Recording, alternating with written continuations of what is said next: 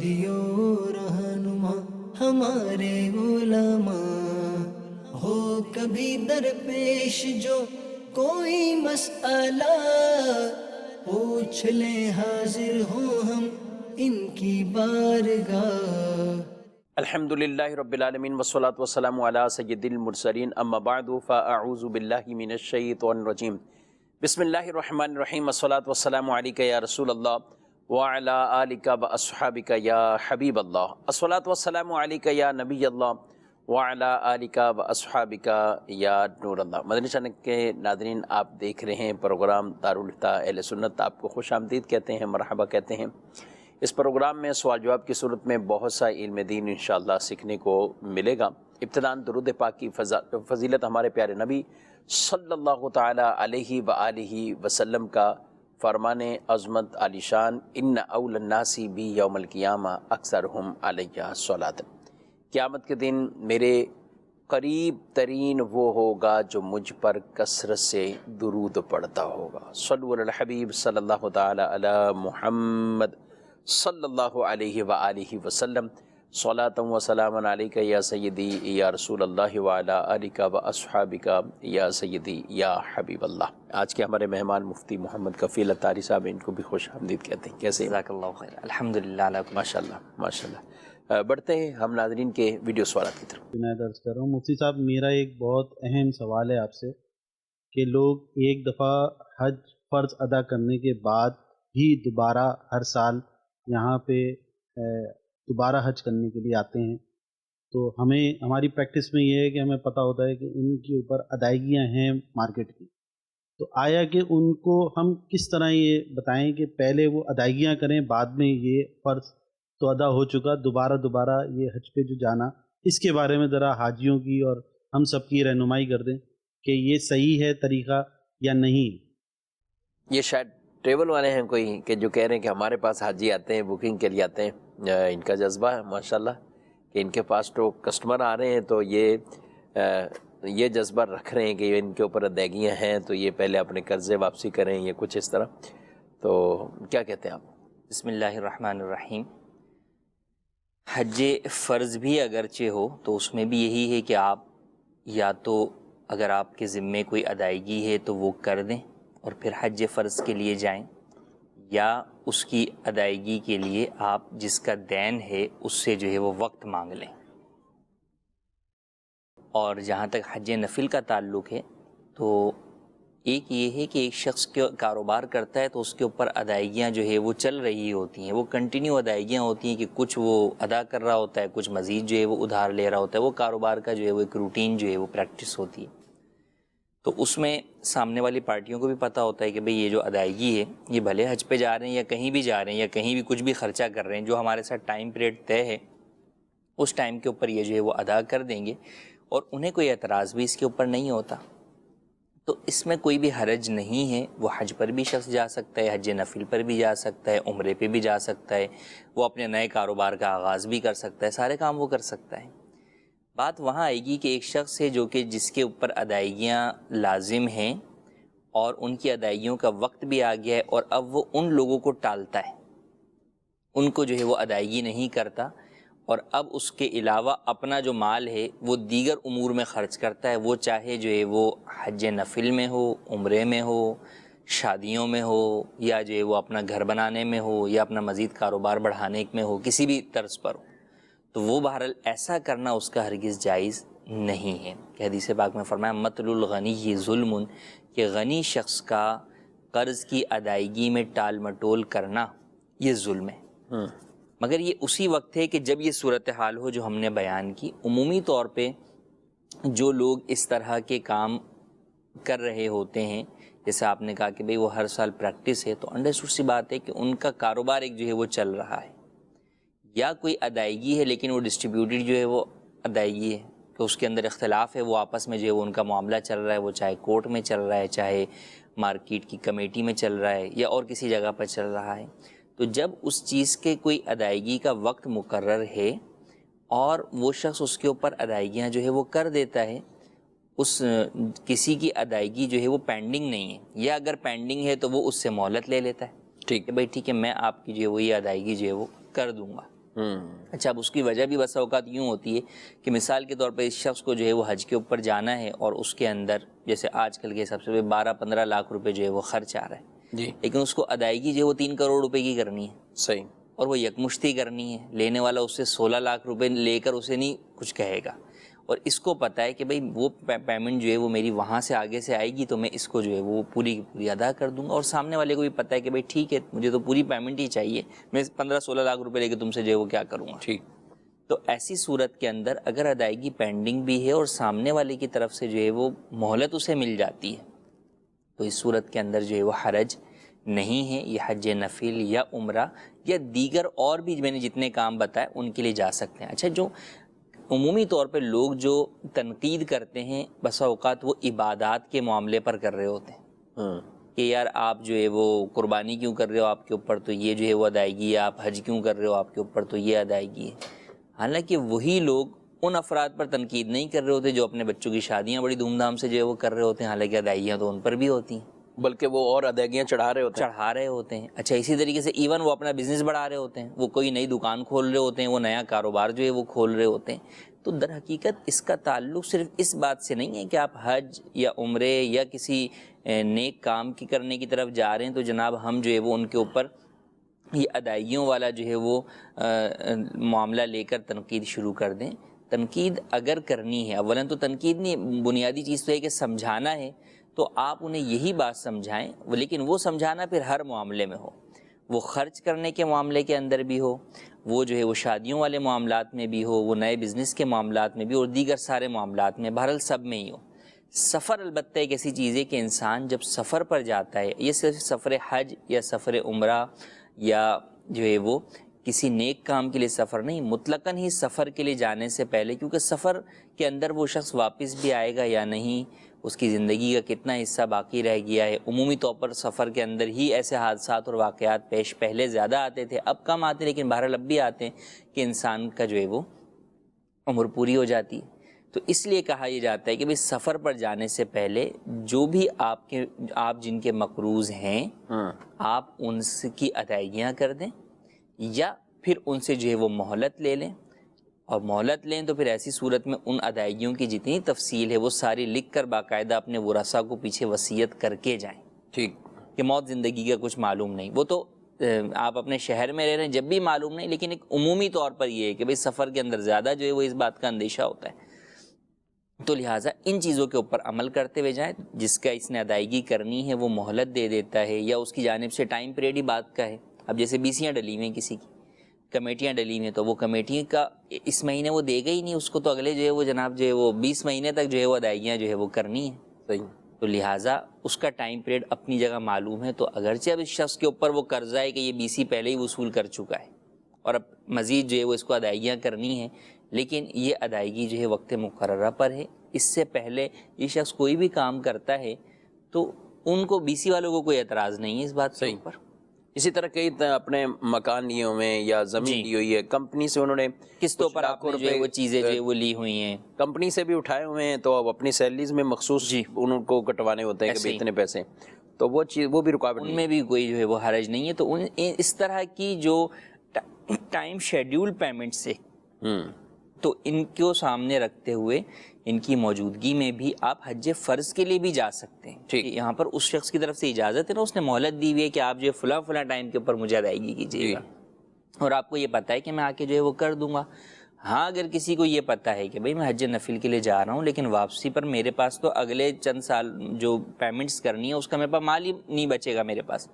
تو اب اسے یہ کہا جائے گا کہ نہیں بھائی آپ پہلے جو ہے وہ ان کی پیمنٹ کی جو پیمنٹ ہے, ان کی ادائیگیاں ہیں,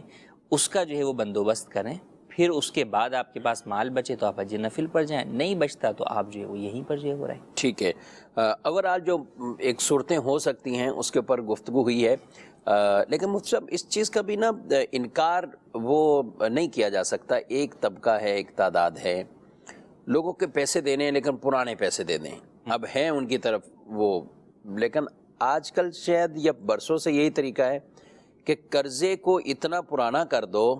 کہ لینے والا مایوس بھی ہو جائے, نا امید بھی ہو جائے, مانگے بھی نہیں, اور بس ختم ہو جائے کہ بس یعنی اپنا مال ہی ہے اور ایک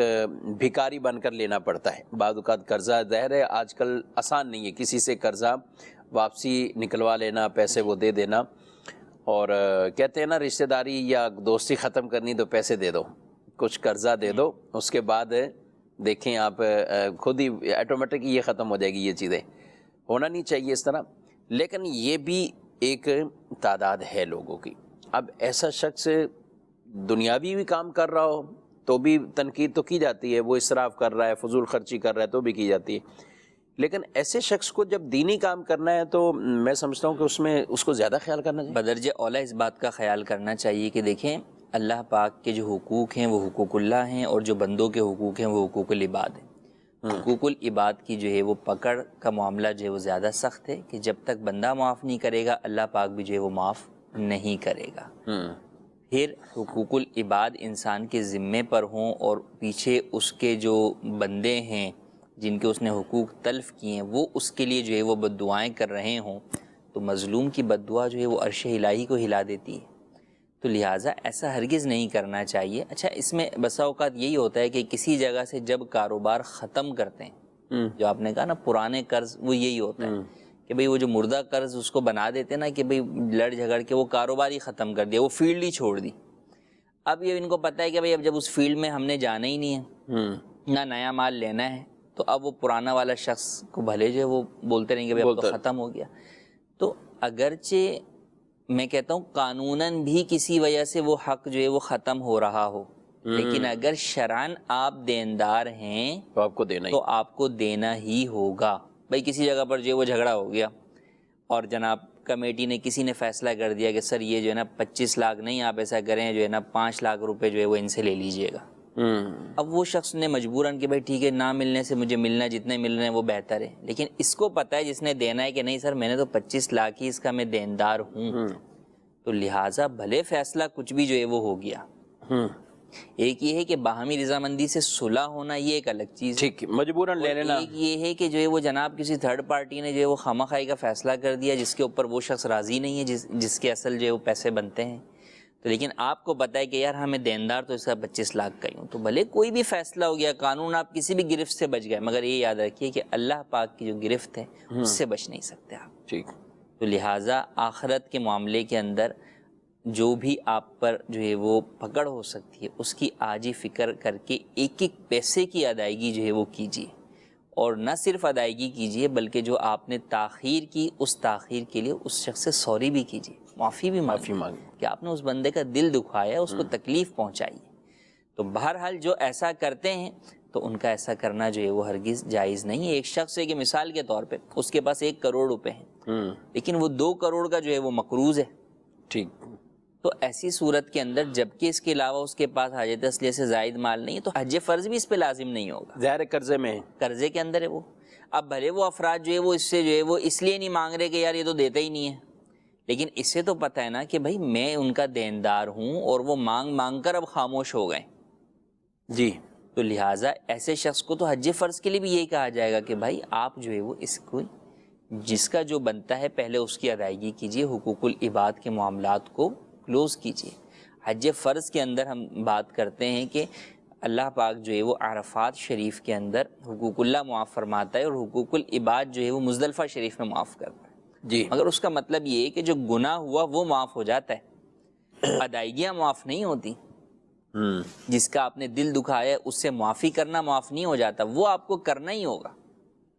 اور اسی طرح پیمنٹ جو کرنی ہے وہ بھی کرنی ہے، ادائیگی تو کرنی ہی کرنی ہے. اور یہی ہے کہ فوراً آ کے جلد از جلد کریں. اس لیے تو کہا جاتا ہے کہ جانے سے پہلے آپ جو ہے وہ لوگوں سے معافی مانگ کر جائیں، کہ ایک طرف لوگوں کے حقوق کا معاملہ کلوز ہو گیا، لیکن چونکہ رب حقوق العباد کی ادائیگی نہ کرنے کی وجہ سے آپ رب تعالیٰ کے بھی گناہ گار ہیں، اللہ پاک کی بھی نافرمانی آپ نے کی ہے کہ رب کا ہی حکم تھا کہ بندوں کے حقوق ادا کرو. پہلے بھی معافی مانگے، اور جس سے آپ کمٹمنٹ کر کے معافی لے کے جا رہے ہیں کہ یار ابھی معاف کر دو مجھے، میں جو ہے نا واپسی پر تمہارا فلاں تاریخ تک جو ہے وہ ادائیگی کر دوں گا، تو اب آپ اپنے اس وعدے پر جو ہے وہ قائم رہیں کہ جب اللہ پاک نے حقوق العباد کا گناہ معاف کر دیا تو اب بندے کو مزید دوبارہ ناراض نہ کریں آپ، ٹھیک، بلکہ اب آپ اس کے وقت کے اوپر ادائیگی کریں تاکہ مزید جو ہے وہ حق العبد کی حق تلفی نہ ہو. ٹھیک ہے. اور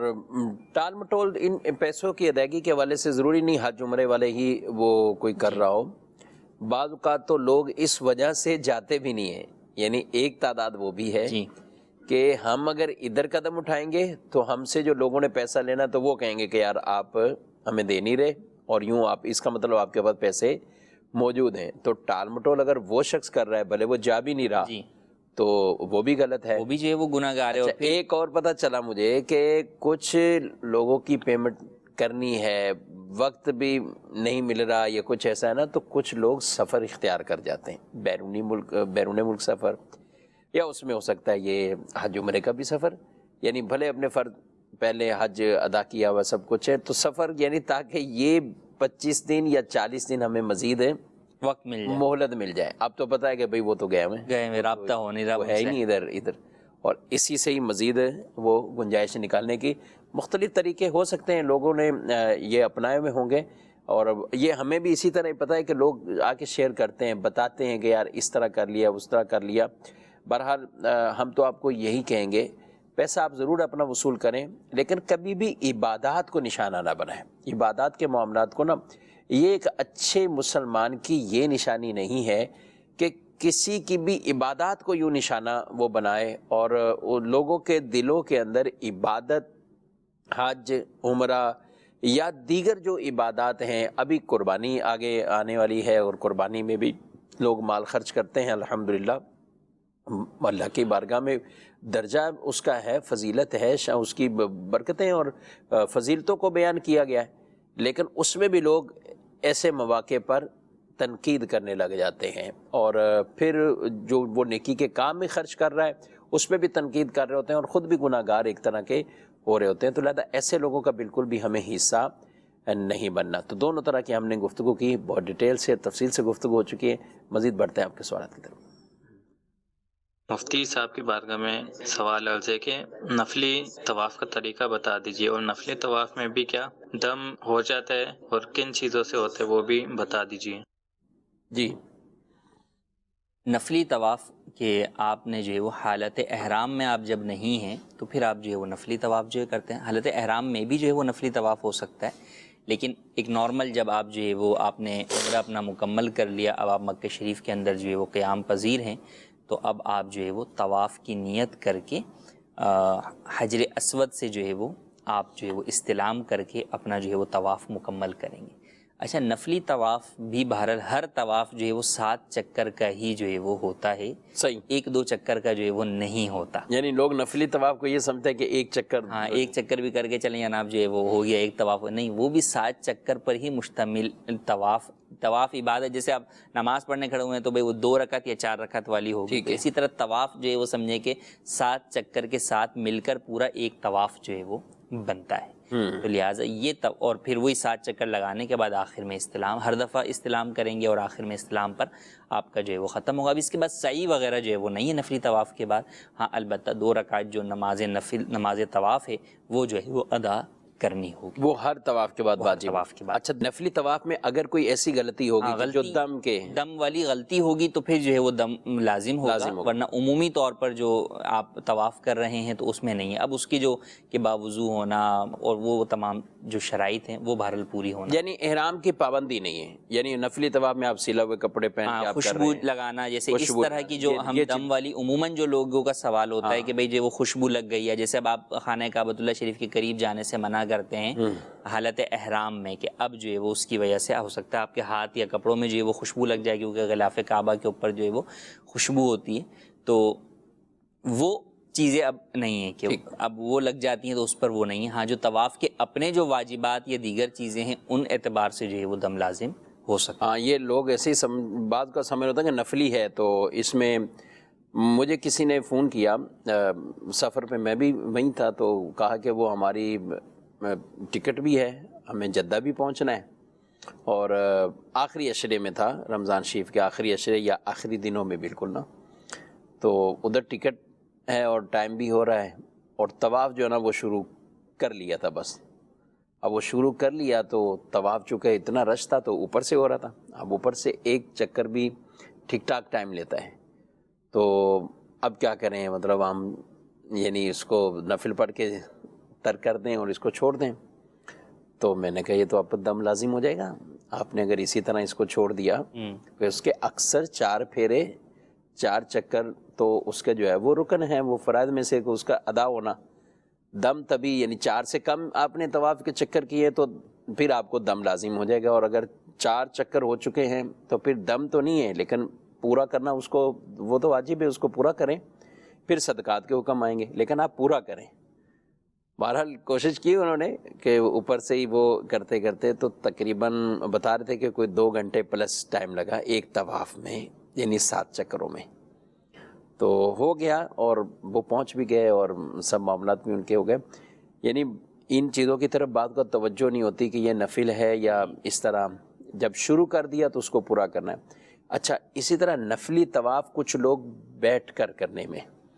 یعنی ویل چیئر پر، یعنی کہ چلو بھی آپ بیٹھ جاؤ تو ہم آپ کو ویل چیئر پہ کرا دیں گے، جبکہ وہ چلنے پر قادر ہے. جی تو اب بھی اس کو نفلی طواف بھی ہے تو واجب ہے پیدل چل کر. پیدل ہی چل کر کریں. اب اگر کوئی طاقت رکھنے والا شخص یعنی پیدل چل سکتا ہے اور وہ بلا عذر شرعی بیٹھ کر ویل چیئر پر کر لے گا تو بھی دم لازم آئے گا. یعنی یہ نفلی طواف ہے تو اس میں بھی یہی حکم ہے. آج کل وہاں الیکٹرک والی وہ ویل چیئر جو ہے بس آپ بیٹھیں تو آپ کو گھما دیں گے سب، یعنی تو وہ دونوں میں ہی ہیں، صفا مروہ میں بھی ہیں اور ادھر بھی ہیں. تھکن عموماً ہر ایک کو ہو جاتی ہے، اس میں جوان بھی ایسا بعض اوقات کیفیت ہو جاتی ہے. پھر ابتدائی جو عمرے ہوتے ہیں یا ابتدائی جو حاضریاں ہوتی ہیں تو اس میں زیادہ تھکن ہو جاتی ہیں. اس کی ایک وجہ یہ ہوتی ہے کہ ہم آدھے تو یہاں سے تھکے ہوتے ہیں، 2 دن پہلے یہاں جاگتے ہیں، کوئی ملنا ملانا دیگر چیزیں، ایک دن سفر کا ہو جاتا ہے، پھر جاتے ہی عمرہ شریف کرنا، تو آدمی بہت تھک جاتا ہے. اب اس میں بھی بعض اوقات چلنے کی طاقت ہے، تھکن اپنی جگہ ہے، لیکن لوگ پھر ویل چیئر کی طرف بڑھ جاتے ہیں کہ چلو بھائی 200 ریال، اچھا ریال بھی اچھے خاصے لگتے ہیں، ایسا نہیں ہے کہ وہ بھی کم میں ہو. نارمل اگر مینول ہے تو وہ اس میں 100 ریال تک خرچ ہونا، اور دوسری ہے الیکٹرک والی تو 200 ریال تک اس میں یہ خرچ ہوتا ہے. لیکن اس کے باوجود بھی کئی ایسے ہوتے ہوں گے کہ جن میں چلنے کی طاقت سکت ہے تو وہ بس اس کو بنا کے اس میں بیٹھ گئے. اچھا عمر بڑی ہے تو وہ کچھ کہہ دیتے ہیں یار آپ بیٹھ جاؤ، یا والدہ ساتھ ہیں، والد ہیں تو بولتے ہیں آپ بیٹھ جاؤ، آپ بیٹھ کے ہم کر دیں، آپ کو ہم کرا دیں گے. تو یہ بھی نہیں ہونا چاہیے، مطلب کہ جب اس میں طاقت سکت موجود ہے بھلے آپ آہستہ آہستہ کر لیں. آپ صفا مروہ ہے تو آپ آہستہ آہستہ کر لیں. قبلہ شیخ طریقت امیر اہل سنت دامت برکات منالب کے مناظر ہم نے دیکھے ہی ہیں یہاں پہ صفا مروہ کے اور صحیح کرنے کے، تو آپ آہستہ آہستہ آپ نے پیدل ہی وہ صحیح کی ہے. حالانکہ ابھی طبعاً آپ کی کیفیت ایسی ہوتی ہے کہ آپ نماز بیٹھ کر آپ پڑھتے ہیں، کرسی پر آپ نماز پڑھتے ہیں، لیکن چلنے کی پوزیشن میں ہیں تو آپ خود بھی اس طرح اپنے چل کر جو ہے وہ صحیح فرمائیے. تو ان چیزوں کا بھی ناظرین خیال رکھنا ہے. نفلی طواف بھی بلا عذر اگر کسی نے بیٹھ کر یا یعنی ویل چیئر پر بیٹھ کر تو بھی اس پر دم لازم ہو جائے گا. ہاں یہ صورت ہو سکتی ہے کہ یہ وہیں رہتے ہوئے اس کا اعادہ کر لے، یعنی لوٹا لے. جو اس پر طواف اس طرح کہ اس نے اس پر آ گیا کہ اس نے بیٹھ کے کر لیا تھا، اب یہ اعادہ کر لیتا ہے، اسی کو دوہرا لیتا ہے، یعنی پیدل چل کر یہ طواف کر لیتا ہے، تو پھر وہ دم اس کا ختم ہو جائے گا. دم سے مطلب یہ ہوتا ہے کہ جو حج یا عمرے میں دم لازم آئے. کیا مطلب ہوتا ہے؟ دم کا مطلب یہ ہے کہ ایک جو ہے وہ بکرا جو قربانی کی تمام شرائط پر پورا اترتا ہو وہ آپ کو حدود حرم میں ذبح کروانا ہوگا. تو فقط اس کی قیمت صدقہ کرنا اس سے کافی نہیں ہوگا، بلکہ حدود حرم میں ہوگا اور جانور ذبح ہی کروانا ہوگا. جانور ذبح ہی کرنا. میسیج ہے کہ نفلی طواف کے لیے احرام باندھ سکتے ہیں. نفلی طواف کے لیے احرام شرط نہیں ہے، احرام اگر باندھا بھی ہے تو اس میں بھی نفلی طواف ہو سکتا ہے. اچھا جی، نفلی طواف کے ساتھ صحیح کروانا بھی ضروری ہے، یعنی یہ بھی لوگوں میں ہے، یعنی اس کا مطلب اصل میں وہی ہے کہ کئی لوگ جو جانے والے ہیں وہ اس سے متعلق معلومات جو ہے وہ حاصل نہیں کرتے. تو اس کے اوپر الحمدللہ دعوت اسلامی کے تحت مختلف اجتماعات حج و عمرہ کے آج کل بھی جو ہے وہ ہو رہے ہیں، اس میں جو ہے وہ شرکت کریں اور اس کے علاوہ مدنی چینل کے کئی کلپس ہیں، کئی سلسلے اس موضوع پر موجود ہیں، ان کو دیکھیں. اور امیر اہل سنت کی جو کتاب ہے آسان الفاظ کے اندر رفیق الحرمین اور رفیق المعتمرین، عمرہ والوں کے لیے رفیق المعتمرین اور حج والوں کے لیے رفیق الحرمین، اس کا مطالعہ کریں. مزید پھر کوئی آپ کے ذہن میں سوال ہو تو اس کے لیے دارالافتاء اہل سنت آپ فون پر رابطہ کر سکتے ہیں. نفلی طواف میں 4 چکر بس لگائے تھے اور پھر اس کے بعد واپسی آ کے 3 ہو گئے، لگا دیے تو ہو جائے گا؟ یعنی ٹکڑے ٹکڑے کر کے اگر گیپ دے دیا مگر جو ہے وہ ادا جو ہے وہ اس کے ساتھ کر لیا تو ایسی صورت میں ادا ہو جائے گا، وہ ادا ہو جائے گا. جی مزید سوال. مفتی صاحب کی بارگاہ میں یہ سوال ہے کہ مطاف میں طواف کے دوران جب مطاف کی صفائی ہو رہی ہوتی ہے تو جس صرف سے صفائی ہو رہی ہوتی ہے وہ کافی اس میں خوشبو شامل ہوتی ہے، تو کیا صفائی کے بعد جو نمی رہتی ہے اور خوشبو باقی رہتی ہے تو اس کا کیا حکم ہے؟ کیا اگر وہ لگنے سے دم ہوگا یا نہیں ہوگا؟ رہنمائی فرما دیجیے. جی صابن یا شیمپو وغیرہ کے اندر جو خوشبو ڈالی جاتی ہے وہ جو ہے وہ اس کے جو پکانے کا عمل ہوتا ہے اس کے اندر جو ہے وہ شامل کی جاتی ہے، تو لہٰذا اس کے بعد جو وہ خوشبو آ رہی ہوتی ہے اس میں جو ہے وہ اس کے لگنے کی وجہ سے صابن سے آپ نے ہاتھ دھو لیا یا جو ہے وہ آپ نے شیمپو یا ہینڈ واش یوز کر لیا یا یہی جیسے کہ مطاف کے اندر جو ہے وہ آپ کے پیروں پر لگ گیا تو اس سے دم وغیرہ لازم نہیں ہوگا. اچھا، اس میں کوئی زیادہ وہ بڑی خوشبو بھی نہیں ہوتی بعد کا، یہ یعنی خوشبو جو ہے وہ اس کی ایک اپنی جو وہ ہے مہک ہے اس کو کہنے، تو اس طرح کی محسوس ہو رہی تھی. یعنی صفائی کے دوران جیسے یہ کہنا نا صفائی ہو چکی اب فرش سے لگ گئی.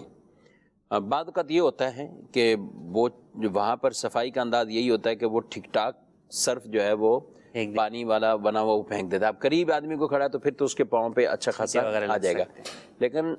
وہ خشک کتنا کر دیتے ہیں صفائی کے بعد کہ آپ کے پاؤں پہ ایسا نہیں ہے کہ وہ گیلا ہو رہا ہو یا اس سے وہ صرف ایک نمی سی جو ہے وہ رہ جاتی ہے، نمی سی بالکل نارمل سی اس میں، تو اس میں کوئی حرج نہیں. جی مزید میرا مفتی صاحب سے یہ سوال ہے، جس شخص نے فجر کی نماز نہیں پڑھی تو کیا وہ جمعہ کی جماعت کروا سکتا ہے یعنی امام بن سکتا ہے؟ جواب عنایت فرمائیں، جزاک اللہ خیرہ. جی اگر وہ شخص صاحب ترتیب ہے تو اس کے وہ جمعہ ادا نہیں پڑھوا سکتا جب تک کہ پہلے اپنی فجر کی نماز ادا نہ کر لے. لیکن صاحب ترتیب اگر نہیں ہے تو پھر ایسی صورت کے اندر وہ جمعہ جو ہے وہ ادا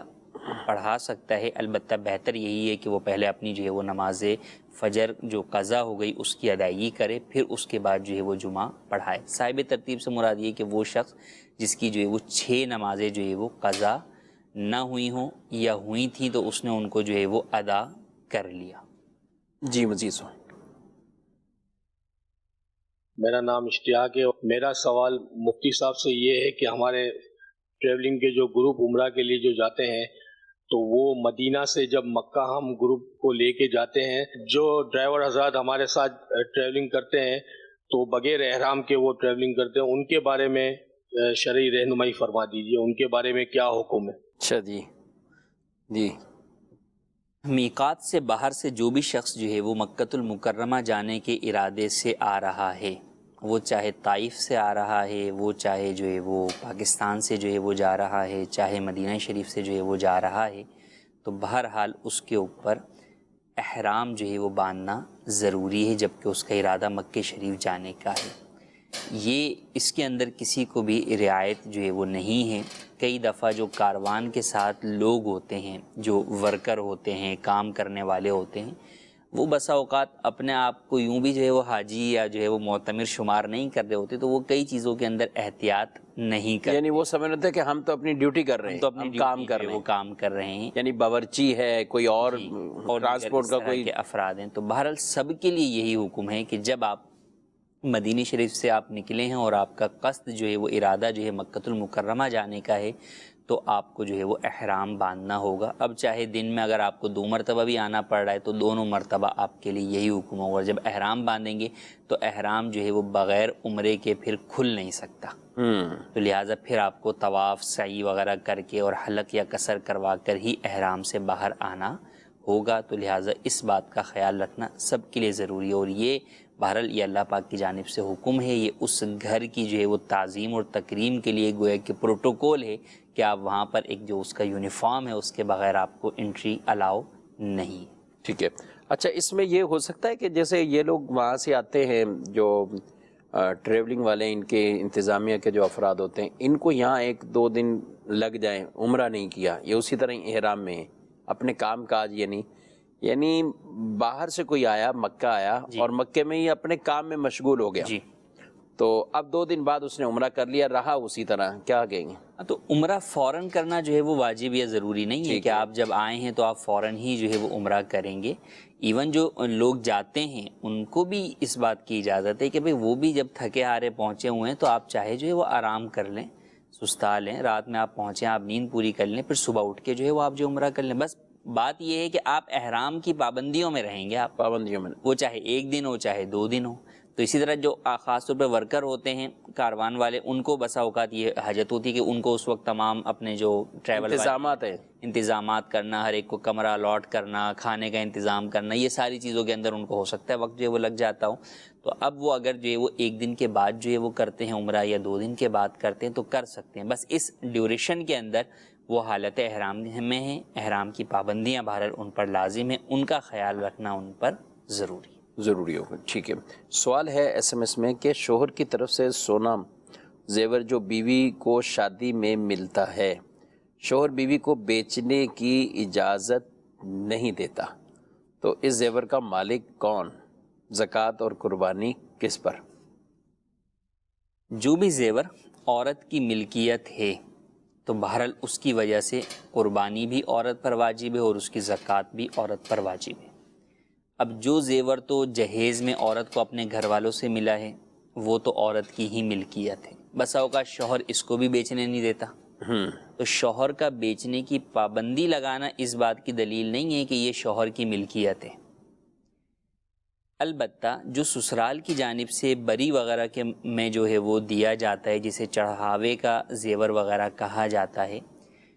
اس کی جو ہے وہ مختلف صورتیں ہوتی ہیں. بسا اوقات وہ مہر میں لکھ دیا جاتا ہے، تو جب مہر میں دیا ہے تو عورت ہی مالک ہے. بسا اوقات مہر میں نہیں لکھا، ویسے ہی لکھا ہے کہ بھئی ہم عورت کو یہ مالک کر رہے ہیں، یا زبان سے کہہ دیا کہ بھئی اس کی مالک عورت ہے تو عورت ہی اس کی مالک ہے. یا پھر لڑکے والوں کے خاندان کا عرف یہی ہے کہ وہ اپنی بہوؤں کو جو زیور چڑھاتے ہیں وہ لڑکی کو ہی مالک کرتے ہیں، تو بھی وہ لڑکی ہی اس کی مالک ہے. اب اگرچہ شوہر کہتا ہو کہ مت بیچو، میں تمہیں بیچنے کی اجازت نہیں دیتا، اس کی وجہ سے ملکیت تبدیل نہیں ہوگی، مالک عورت ہی رہے. صحیح. ہاں اگر خاندان ایسی کوئی بات صراحت نہیں ہوئی کہ یہ کس کی ملکیت ہے، اور بعض برادریوں میں ایسا ہوتا ہے کہ وہاں پر جو دیا جاتا ہے وہ مالک نہیں بناتے بلکہ وہ بطور عاریت استعمال کے لیے دیتے ہیں. اچھا ان کے عرف کا اس طرح بھی اندازہ ہوتا ہے کہ وہاں پر پہلے بڑی بہو کو دیا، پھر وہی زیور بڑی بہو سے لے کے جب چھوٹے بیٹی کی شادی کرنی ہوئی تو اس کو دے دی،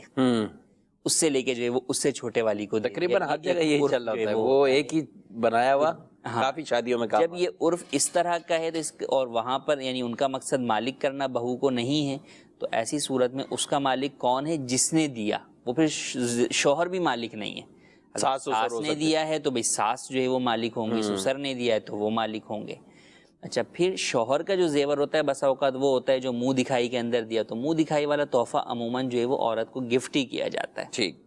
پہلی رات جب وہ کوئی تحفہ دیا جاتا ہے تو بہرحال وہ اس کی عورت ہی جو ہے وہ مالک ہے. اب شوہر اگرچہ کتنا ہی کہے کہ بھئی یہ جو ہے وہ تم بیچنا نہیں، تو اس کے بیچنے کی پابندی لگانے کی وجہ سے ایسا نہیں ہوگا کہ اس کی زکوٰۃ یا قربانی جو ہے شوہر پہ چلی جائے گی. نہیں، زکوٰۃ قربانی عورت پر ہی لازم رہے گی. جب شوہر یہ چاہتا ہے کہ بھئی یہ زیورات نہ بکیں تو پھر اس کو چاہیے کہ بھئی عورت کو جو ہے وہ ان کی ادائیگی کے لیے جو پیسے درکار ہیں وہ پھر جو ہے وہ پرووائڈ کر دے تاکہ وہ جو ہے وہ قربانی اور زکوٰۃ جو ہے وہ ادا کریں. ٹھیک ہے کتنا یہ بہرحال اپنی ڈیٹیل تفصیل کے ساتھ کہ کتنے پہ قربانی ہوگی، کب زکوٰۃ ہے اس پر، یہ احکامات ہے. یعنی یہ ہماری گفتگو وہی ہے کہ اگر نصاب اس میں پورا ہوتا ہو تو اس کے مطابق ہے. اچھا یہ ہو سکتا ہے کہ یہ اس طرح واقعی کوئی کنڈیشن ہو کہ عورت کے پاس پیسہ پائی تو ہے نہیں، نہ وہ قربانی کرے، زکوٰۃ. اچھا زکوٰۃ میں بعض اوقات پھر بھی لمیٹڈ ہوتے ہیں پیسے، قربانی میں تو ایک حصہ ہی 20,000 روپے پاکستانی اگر بات کریں تو 18 سے 20,000 روپے جائے گا. بکرا اگر خریدنے کو جاتا ہے تو وہ 30 سے 35,000 روپے، یہ مطلب عام ریٹ ہوں گے، نارملس کی بات کر رہے ہیں. اب اگر اتنی نہیں ہے تو یہ بہن پھر اٹھا کے وہ شوہر کو ہی دے دے کہ بھئی سنبھالو، پھر آپ بیچنے بھی نہیں دینا تو مالک بھی پیسے بھی نہیں اب یہ اس کے اوپر ہے کہ بھئی یا تو یہ اپنے اس کے اوپر جو چیز واجب ہو رہی ہے قربانی وہ ادا تو اس کو کرنی ہے جی اب اس کے لیے یا تو یہ مال بیچے یا کہیں اور سے یہ بندوبست کرے، اپنے والدین سے لے، شوہر سے کسی اور نام وہ جو ہے وہ کسی طرح لے اور قربانی کرے۔ اور یہ ہے کہ یہ گناہ سے بچنا چاہتی ہے تو پھر اس کا یہ ہے کہ شوہر کے سامنے واضح کر دے کے، مگر وہی کہ اتنا دل جگرا ہو کہ جناب سے اپنا سارا زیور اس وجہ سے اس کو کر دے، بہرحال اگر وہ مالک کر دیتی کہ بھئی ٹھیک ہے تم مجھے نہیں کرنے دیتے اور میرے پہ قربانی واجب ہے تو بھئی پھر یہ جو ہے نا زیور میں آپ کی ملک کر رہی ہوں، یہ سارا آپ لے لو بس ختم، اپنے پاس ہی رکھو۔ ہاں شوہر جو ہے وہ قبول کر لیتا ہے کہ بھئی ٹھیک ہے میں جو ہے وہ میں لے رہا ہوں، یہ بھلے بیوی استعمال کرتی رہتی ہے لیکن مالک کے تعین ہو جائے۔ ہاں مالک ہونے کی وضاحت کرنی ہوگی کہ بھئی یہ مالک میں اب آپ کو کر رہی ہوں، اب آئندہ سے اس کی زکوٰۃ، قربانی، ساری چیزیں آپ پر ہی جو ہے وہ لازم ہیں۔ ٹھیک ہے، تو ٹھیک ہے اگر اس طرح کر دے گی تو پھر اگر قربانی کے ایام آنے سے پہلے ایسا کر دے گی تو پھر جو ہے وہ اس پر آئندہ قربانی لازم نہیں ہوگی، زکوٰۃ بھی آئندہ پھر لازم نہیں ہوگی، بہرحال شوہر پہ پھر رہے گی جبکہ نصاب کی مقدار اس کی مالیت بنتی ہو۔ جی مزید کچھ سوالات لیتے ہیں، پر ایک ہی سوال ہو پائے گا، ٹائم ہمارا بالکل جو ہے وہ اپنے اختتام کی طرف ہے۔ ایک سوال اور۔ سوال یہ ہے کہ ایک بندے کی بیٹی ہے تو اس کی جو جائیداد ہے اس کے مرنے کے بعد وہ اس کے نام، بیٹی کے نام سب چلی جائے گی یا اس کے بھائیوں کے اور بہنوں کے نام پہ بھی جائے گی؟ ایک ہی بیٹی ہے۔ ایک ہی بیٹی ہے۔ اگر مرحوم کی اولاد میں صرف بیٹی ہو، ایک بیٹی ہے تو کل مال کا آدھا حصہ 50% بیٹی کا ہوتا ہے، ٹھیک ہے، اور اگر ایک سے زیادہ بیٹیاں ہیں، بیٹا کوئی نہیں ہے، تو ایسی صورت کے اندر جو ہے وہ 2/3 یعنی تقریباً 66.66% جو ہے وہ یہ بیٹیوں میں تقسیم ہوگا، 2/3 یعنی 2/3۔ اب اس کے بعد جو بچ جائے گا وہ اب دیکھا جائے گا کہ اور کون موجود ہے، اگر مرنے والے کی بیوہ ہے تو اسے بھی حصہ ملے گا، اسی طریقے سے اگر مرنے والے کے والدین ہیں تو انہیں بھی حصہ ملے گا، اگر والدین میں والد موجود ہے تو اب بہن بھائیوں کی طرف نہیں جائے گا مرحوم کے، اور والد موجود نہیں ہیں، صرف والدہ ہیں یا والدہ بھی نہیں ہیں، تو پھر ایسی صورت میں بچ جانے والا حصہ جو ہے وہ اگر بہن بھائی دونوں ہیں تو ان کی طرف جائے گا، اس طرح کے 2 حصے بھائی کے اور ایک حصہ بہن کا، اور اگر صرف جو ہے وہ بھائی ہیں تو بقیہ حصہ صرف بھائیوں میں جو ہے وہ برابر برابر تقسیم ہو جائے گا، صرف بہنیں ہیں تو پھر ایسی صورت کے اندر جو ہے وہ بیٹی کے ساتھ اسبہ بن جائیں گی، تو اس صورت میں بقیہ رہ جانے والا مال بہنوں میں تقسیم ہوگا، یعنی پھر آگے نہیں جائے گا۔ جی پھر بیٹی اور بیٹی اور بہن ہوگی تو بھی یہیں پہ کلوز ہو جائے گا، مزید آگے نہیں جائے گا۔ بیٹی کے بعد جو ہے وہ اگر مرحوم کے یعنی اگر مرحوم کے باپ موجود ہوں گے تو بھائی بہنوں کی طرف بھی نہیں جائے گا۔ اس کی معلومات لینی چاہیے۔ بہرحال یہ بات تو طے شدہ ہے کہ اگر صرف بیٹی ہے یا بیٹیاں ہیں تو پھر کچھ حصہ وراثت کا آگے جائے گا، یہ بھی سمجھ لینا چاہیے۔ یعنی مرحوم کے والد ہیں تو ٹھیک ہے وہاں تک سلسلہ، لیکن جو اوورآل لوگ مسائل پوچھتے ہیں تو والد پہلے انتقال کر گئے، جی اب اولاد میں صرف بیٹیاں ہیں تو پھر آگے اسبہ کی طرف جائے گا، جب تک وہ سلسلہ وہاں نہیں پہنچے گا تو وراثت آگے جائے گی۔ اس میں بعض اوقات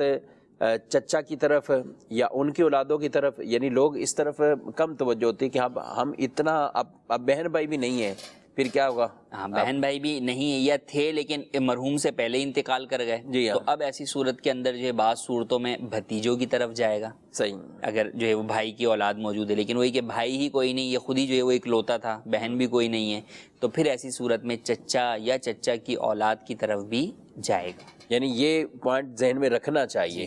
اور جن کے اولادوں میں بیٹا بیٹیاں دونوں ہی ہیں، بیٹے بھی ہیں بیٹیاں بھی ہیں، تو پھر اس میں ظاہر ہے کہ پھر آگے پھر بڑے بہن بھائی بھی اس کے مرحوم کے موجود ہیں، ان کی طرف نہیں جائے گی وراثت، اس کے اپنے ہی بیٹے اور بیٹیوں میں ہی تقسیم ہو جائے گی۔ بیٹے بیٹی کی صورت میں ماں باپ ہیں اور یہ ہے تو ان کو تو ملے گا، لیکن مرحوم کے اپنے بھائی بہن ان کو نہیں ملے گا جبکہ مرحوم کے بیٹے بیٹیاں موجود ہوں۔ تو وراثت کا جب بھی اس طرح کا مسئلہ ہو تو ضرور دارالفتہ سے فتویٰ لے لیے۔ دارالفتہ علیہ سنت سے جب آپ باقاعدہ فتویٰ لے لیں گے، تحریری طور پر لے لیں، کسی بھی سنی دارالفتہ سے لے لیں گے تو انشاءاللہ ابہام ختم ہو جائے گا اور درست طریقے سے مطابق وہ تقسیم بھی ہو جائے گی۔ ناظرین کرام، پروگرام آپ نے ملاحظہ کیا ہے، ہمارے پروگرام کا وقت اختتام کو پہنچا، آپ سے اجازت چاہتے ہیں، فی امان اللہ۔ ہادی و رہنما ہمارے علماء، ہو کبھی درپیش جو کوئی مسئلہ، پوچھ لیں حاضر ہوں ہم ان کی بارگاہ۔